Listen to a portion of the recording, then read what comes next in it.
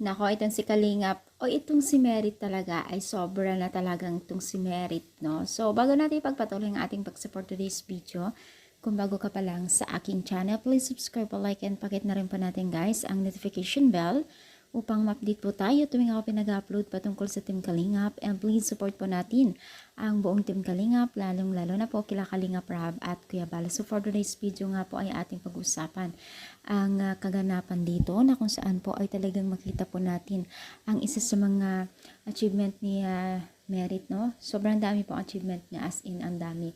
Pero alam niyo ba guys, sa totoo lang talaga ay pinakita ni Merit kung paano niya mahalin ng mga bata o kung mag-anak ba niya ito, o pa-comment naman kung kaano-ano itong bata ito, at para bang ano mo ay anak niya kung ituring itong mga kabataan na ito, no? So patunay talaga na napakagandang imahe yung mga ginagawa po ng mga Team Kalingap, at syempre na-inspire itong si Merit din po sa kanila, no?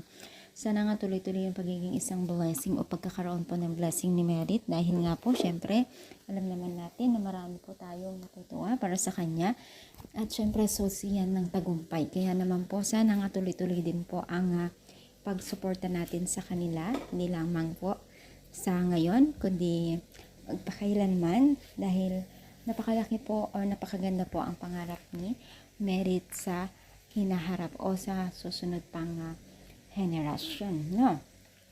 So sana nga ay maging humble pa rin itong si Merit kung ano man ang kanyang natatamo ngayon, dahil alam naman natin ang susi ng tagumpay ay pagiging isang humble din, no? So maasa ang mga netizens na maging humble lagi itong si Merit, no? So ano masasabi ninyo, i-comment down, pa-like po ang ating video. Thank you and God bless.